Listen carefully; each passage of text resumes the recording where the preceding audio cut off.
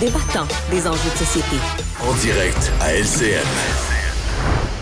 Là, ça fera 1 an, dans quelques jours, que Bernard Drinville est en poste comme ministre de l'Éducation. Le temps file, Alain, et vous l'avez rencontré ce matin, il y a plusieurs dossiers chauds entre les mains, toujours. Oui, et lui, ce qu'il considère son bon coup, c'est l'accélération des diplômes pour les enseignants. Moins bon coup, quelques-unes des déclarations maladroites, entre autres comparer les enseignants aux députés.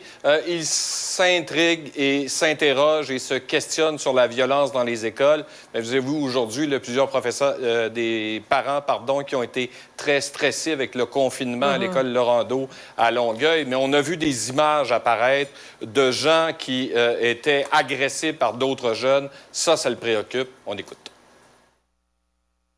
Bagarre, écoute, ça me trouble, là. Ça me trouble. Puis je pense qu'il y a là-dedans un phénomène social. C'est partout, en Occident. On voit ça partout actuellement. Je pense que c'est lié en partie à la pandémie. Je pense qu'on récolte certains des contre-coups de la pandémie. Mais je pense qu'il y a aussi là-dedans un phénomène social, culturel qui nous dépasse un peu. C'est comme si parfois, Alain, le civisme avait pris le bord un petit peu. Le respect de l'autre, le respect de l'autorité. Il y a des espèces de règles de base qu'il faut, je pense, renchausser dans notre système scolaire, dans nos écoles, puis peut-être aussi dans notre société en général.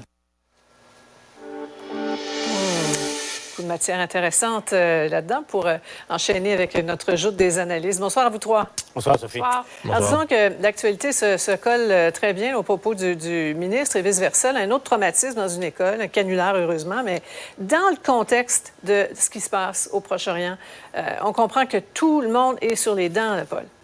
Oui, on était en direct à la joute. Yves Poirier nous faisait voir quand les élèves ont été habilités à sortir de l'école André Laurando et on voyait le soulagement des élèves et des parents morts d'inquiétude. Heureusement, tout est bien qui finit bien. Fausse alerte encore une fois. Mais ce sont des temps très difficiles à tous égards. Là. Je parle même pas de la pandémie, le post-pandémique, mais en même temps avec ce qui se passe effectivement à l'échelle internationale. Sophie, c'est pas drôle pour personne en ce moment, encore moins pour les jeunes. Oui, c'est générateur de beaucoup d'anxiété. Emmanuel, on pense aussi à tous ces épisodes de violence, de bagarres entre jeunes à l'école, diffusés sur les réseaux sociaux par la suite. Là. On s'interroge, là, on nous parle d'un plan éventuellement là, pour... Est-ce que ça va ramener un peu de sérénité dans les cours d'école? T'en penses quoi? Bien, je sais pas. Le plan, premièrement, il faut voir ce qu'il y a dans le plan avant de voir s'il est susceptible de fonctionner. Puis moi, je suis pas de ceux qui pensent qu'un plan suffit en soi. Le plan, il faut qu'il gagne l'adhésion de tous les acteurs du réseau de l'éducation. Il faut que ça devienne un projet d'école, un projet de la communauté scolaire. Puis c'est un projet dans la société plus largement. Là. On a beau avoir des plans dans les écoles, si les parents ne renforcent pas ce message-là auprès de leurs jeunes, que la violence ne règle rien, qu'il faut intervenir pour sauver un enfant, pour venir en aide à un enfant qui se fait battre, qui se fait intimider, qui fait le reste, bien là non plus, ça sert à rien. Puis ça, c'est sans compter que si les gens sont sur les réseaux sociaux en train de crier puis de s'invectiver et de s'insulter l'un l'autre, on ne peut pas être surpris que leurs enfants fassent la même chose. Donc, c'est un gros projet là, qui dépasse le plan strict du ministre. Énorme. Maintenant, Mario, le ministre qui présente là, c'est bon, c'est mauvais coups. Un tout petit résumé, on aura le reportage un petit peu plus tard. Comment, toi, tu évalues quel bulletin tu lui donnes là, après 1 an au volant du mammouth de l'éducation? Bien, je pense qu'il y a une bonne lecture. Effectivement, son bon coup, accélérer la formation des enseignants. Il y avait un problème avec ça, puis il y a urgence de le régler. Oui, ces déclarations sur les enseignants, je pense que c'est heureux de l'entendre réaliser à quel point ça a été un mauvais coup. Moi, je pense que c'est pas un mauvais ministre de l'Éducation. Il y a eu des ratés, il n'y a aucun doute là-dessus. La rentrée, va falloir qu'on planifie ça mieux, quoique, bon, lui-même reconnaît que dans les centres de services scolaires, c'est un peu le bordel. Mais là, à sa deuxième rentrée, on sera moins patient, moins indulgent à son endroit. Mais ce que je me rends compte surtout, c'est que, on disait que le ministre de la Santé, c'était un endroit pour aller se péter à la gueule, puis c'est en train de devenir vrai du ministère de l'Éducation aussi. Parce que le ministère de t'as déjà la complexité du monde scolaire, puis là, t'ajoutes tous les problèmes de société, violence, réseaux sociaux, mais qui dépassent largement le milieu de l'éducation. C'est des problèmes de société. Tout ça se ramasse à l'école. Aïe, aïe. Et en plus, M. Drainville a hérité d'un système qui est dysfonctionnel à certains certains égards. Après les commissions scolaires, tout le monde a été surpris d'apprendre que le ministre ne savait pas combien il manquait de profs. Il apprenait à la dernière minute. Ça n'a pas de sens, ça. À la dernière minute, combien il manquait d'enseignants à quelques jours de la rentrée scolaire. Mais aussi, en partie aussi, le meilleur culpa de M. Drainville est intéressant. Bon, évidemment, il vient, on le sait, d'où il vient. C'est un ancien péquiste. Mais ce que les caquistes ne savaient pas, c'est qu'il amenait avec lui, peut-être aussi en partie, un concept très péquiste à l'époque. L'autopelure de bananisation. Parce que M. Drainville, faut le dire, il le reconnaît lui-même, au fond, a fait preuve de beaucoup de maladresse dans ses communications. Il faut un communicateur pour mal communiquer une fois passé en politique. Mais il a contribué à ajouter de l'incertitude, à faire en sorte que ça manquait le message que les parents, que les élèves recevaient, manquait de sens de direction, peut-être d'autorité en quelque part. Sa rentrée scolaire, c'est mieux fait que ce que ça annonçait au départ, mais une partie de ses problèmes qu'il doit à lui-même. Oui, en tout cas, il a pris des notes. Gardons-nous quelques minutes pour parler du PLQ. Un congrès en fin de semaine qui vous a sûrement passionné, vous qui aimez tant la politique. Vous pensez quoi des échanges du week-end? Là? Est-ce que le parti Emmanuel en sort grandi, en pleine résurrection, là, comme on l'a entendu? Il faut pas grandi en résurrection, je suis pas certaine. On ira pas jusque-là. C'est un parti qui a une feuille de route. Il sait où il s'en va. On leur a fait un rapport avec des politiques là, pour qu'on ait au moins un guide là, sur quoi penser, quoi dire. Il y a un échéancier pour avoir un chef. Donc ça permet là, que tout le monde rame dans la même direction. Mais moi, je suis de ceux qui croient que le problème de ce parti-là, c'est qu'on peut faire tous les brassages d'idées qu'on veut, il a peur d'une autopsie de ses échecs. Et c'est bien beau dire le Parti libéral est déconnecté des francophones. Il faut comprendre pourquoi, il faut comprendre comment ça s'est matérialisé, il faut comprendre comment on bâtit une nouvelle coalition. Et ça, c'est par des post-mortem, c'est par une autopsie sérieuse, là, mais des politiques de ce gouvernement-là sur plusieurs décennies là, pour vraiment comprendre ce qui a mal été. Puis ça, c'est un parti qui, pour l'instant, n'a pas le courage de le faire. Et Mario, une course pas avant 2025, là, on ne perd pas beaucoup de temps avant le prochain scrutin? Ben, c'est un choix stratégique. Moi, je considère que c'est un peu un kit ou double. Dans le sens que ce sur quoi on mise, c'est qu'au printemps 2025, la CAQ va peut-être avoir perdu des plumes, puis que la scène politique va avoir l'air... Présentement, il y a comme un parti là, qui, depuis 6 ans, domine la scène politique, c'est la CAQ. La scène va peut-être être un peu moins claire, donc ça pourrait donner plus d'espoir à un éventuel candidat que tu as une chance de gagner. Donc, on dit le meilleur candidat pourrait poser leur candidature. Mais c'est sûr que le prix à payer... Si tu n'attires pas ces grosses pointures ou de candidats intéressants, tu vas te retrouver avec un candidat ordinaire, mais qui, en plus, n'aura pas le temps de se préparer. Là. Va devenir chef, puis va se retrouver quelques mois plus tard en campagne électorale. On va avoir juste 2 sessions parlementaires pour se faire valoir. Ça, c'est le prix à payer. Voilà. On va parler, après cette pause qui s'en vient, évidemment, de ce qui se passe en Israël. Le Canada qui ajoute sa voix au pays qui réclame un couloir humanitaire pour évacuer les civils à Gaza. On y revient. Cube Radio. Une autre vision de l'actualité. Alors, des scientifiques qui sont intéressés à savoir quel animal est le plus fort. Ça me fait toujours rire, hein, parce qu'on dirait que c'est un peu le débat. Dès que t'es un enfant puis tu t'intéresses un peu à la zoologie, Mario, je sais pas si c'était ton cas, mais moi, c'était ben non, le requin, c'est bien plus fort qu'un loup. Parce que, mettons un serpent, là, même petit, qui a une piqûre mortelle. Là. Ouais, c'est ça.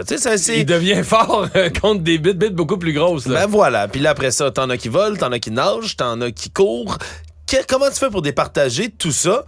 Ben, tu le laisses dans les mains de l'intelligence artificielle, Mario. C'est à ChatGPT qu'ont demandé les gens qui sont avec l'organisation Animal Matchup, qui ont décidé de faire un tournoi virtuel. Hein. Aucun animal n'a été blessé lors de ce tournoi, mais on a décidé de faire un tournoi virtuel. Il demandait à ChatGPT, tel animal fait un combat contre tel animal. 256 animaux qui étaient en liste différente dans vraiment ce qui était un tournoi. Là. Donc, on faisait 11 matchs contre 11 animaux, tout type différents. Puis après ça, ceux qui avaient le plus de victoires passer à l'autre ronde. Puis là, on avait donné une tralée de données à ChatGPT.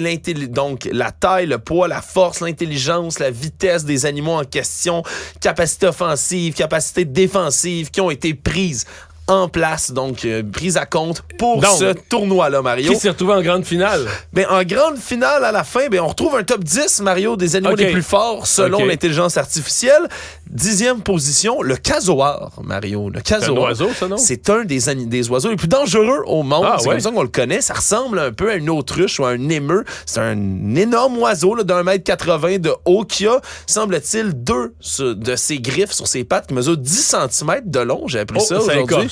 Oui, c'est comme vraiment un mini poignard, donc c'est excessivement dangereux. 9, le crocodile du Nil. En 8e position, le calmar géant. 7e position. Calmar? Le calmar géant, Mario. Ceux qui vivent dans les profondeurs de cette planète.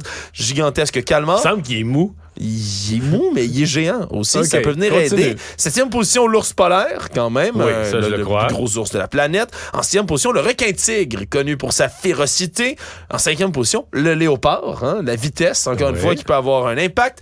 4e position, l'hippopotame, un des animaux les plus... gros et lourd, là. Un des animaux les plus meurtriers de la planète aussi. Pour ceux qui ne le savent pas, en Afrique, c'est un problème sur divers fleuves. Là, ça renverse des embarcations et sa morsure est assez terrifiante. Merci. 3e position, un autre crocodile, mais cette fois-ci, le crocodile d'eau salée, ou c'est appelé le crocodile de mer. 2e position, tigre de Sibérie. Et le tout premier en médaille d'or, l'éléphant africain, Mario. Ah oui? Semble-t-il que pesait 10,4 tonnes. Ça permet de battre à peu près n'importe quoi sur la planète.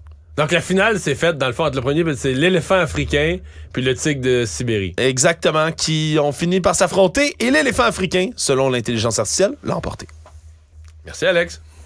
Une autre vision de l'actualité. Cube Radio. Cube Radio. Cube Radio. Cube Radio. En direct à LCN. Alors, Israël a bien averti aujourd'hui que ce serait une longue guerre. Plusieurs pays craignent que le conflit soit exporté sur leur sol. On a vu cet attentat aujourd'hui, là, en fin de journée en Belgique. On commence à ajouter des analystes, on poursuit, c'est-à-dire des centaines de Canadiens ont été évacués. Justin Trudeau a demandé cet après-midi au Hamas en chambre de libérer tous les otages immédiatement. Il se dit très inquiet des conditions de vie terribles dans la bande de Gaza. Et là, les humanitaires, Paul, parlent d'une situation carrément intenable pour les civils qui ont été déplacés. Oui, M. Trudeau qui a implicitement confirmé que parmi les... Là, on parle de 190 otages, il y a au moins 3 Canadiens. Là. Ouais. Ottawa est très prudent jusqu'à maintenant, mais ça semble être se confirmer. En ce moment, j'écoute tout ce qui se dit et je lis tout ce qui s'écrit en Israël, à l'interne, en Israël. Il y a une unité nationale indéfectible derrière l'armée, derrière le gouvernement pour aller frapper, éradiquer dans la mesure du possible le Hamas. Mais ça devient insoutenable à certains égards, la situation à Gaza. Les images, bien sûr, mais la souffrance causée par ces bombardements et par l'étau total qu'Israël maintient et même resserre sur Gaza. Le temps commence à presser. Les Américains tentent en coulisses de négocier soit un corridor humanitaire ou des actions pour soulager les civils. Rien n'a fonctionné, rien n'a débouché. En tout cas, Sophie, encore aujourd'hui, là, tout le monde retient son souffle. Ouais. Emmanuel, personne n'en veut de ces réfugiés, de ces civils palestiniens. Ils ont craint que le Hamas s'infiltre à travers les gens qui pourraient, j'imagine, sortir éventuellement de là. Oui, et c'est un peu... Moi, je pense qu'il y a un risque réel qu'Israël ne perde l'avantage moral là, de cette offensive-là si on ne trouve pas une forme de solution là, pour au moins accommoder la crise humanitaire. Mais en même temps, il faut comprendre la position impossible dans laquelle est Israël. On tient Israël comme responsable du fait que le Hamas se sert de sa population civile comme des boucliers humains.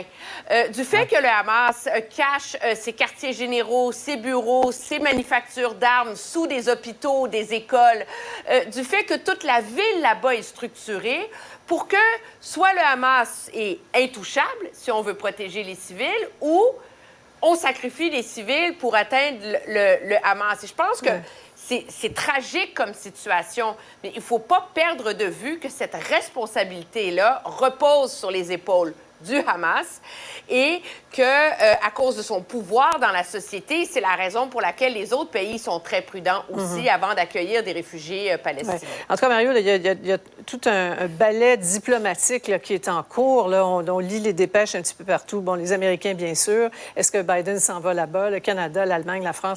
Pour essayer de tempérer un peu les ardeurs de Netanyahou et éviter une contagion du conflit éventuellement. Ouais. Mais c'était prévisible. La semaine passée, le message, c'était Israël a été frappé, ses citoyens souffrent, il y a eu des morts. Israël doit répliquer à telle horreur. C'était ça qui était, l'élément dominant. Mais là, c'est comme si c'est l'aspect humanitaire qui reprend le dessus et c'était prévisible. Moi, j'ai trouvé aujourd'hui, sincèrement, là, j'ai beaucoup aimé l'intervention de M. Trudeau sur le côté humanitaire, sur le rappel que le Hamas, c'est un groupe terroriste. Donc, il a rappelé les positions du Canada, mais a quand même ramené l'aspect humanitaire, le fait qu'on veut pas que ce conflit-là soit importé chez nous, l'unité dans notre pays. Non, j'ai trouvé qu'il avait fait un discours aujourd'hui. Il n'a pas voulu trop en mettre, pas de théâtre, beaucoup d'aplomb, tout y était, tous les éléments de contenu. J'ai trouvé aujourd'hui qu'il a été vraiment très solide. Ouais, certains, Paul, se demandent si c'est pas venu un peu tard quand même. Si on n'aurait pas pu... Oui. Mais c'est un peu embêtant, mais il y en a pas moins qu'effectivement, la stratégie d'Israël, c'est clair, il n'y aura pas d'aide humanitaire tant qu'il y aura des otages. Et la question du droit international se pose pour le traitement qui est réservé aux civils palestiniens. On le voit image par image, scène par scène. Mais parce qu'on parle de droit international, ayons toujours à l'esprit que le Hamas a enlevé, kidnappé des civils et détient des otages et s'en sert aussi comme bouclier humain. Alors donc, c'est une situation qui est extrêmement complexe et tout est en place pour, au fond, une suite qui sera encore plus difficile à observer. Absolument. En tout cas, il y a peut-être un corridor humanitaire aérien, là, selon ce que je lisais, qui va peut-être s'organiser sous l'égide de l'Union européenne. Peut-être un début, Emmanuel?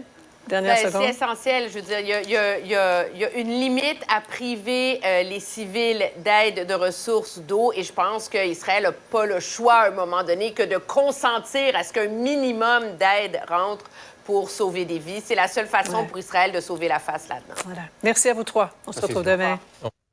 Une autre vision de l'actualité. Cube Radio. Ah, voilà, c'est ce qui conclut notre émission de ce jour. Merci d'avoir été des nôtres. Rendez-vous demain, 15h30. Au revoir.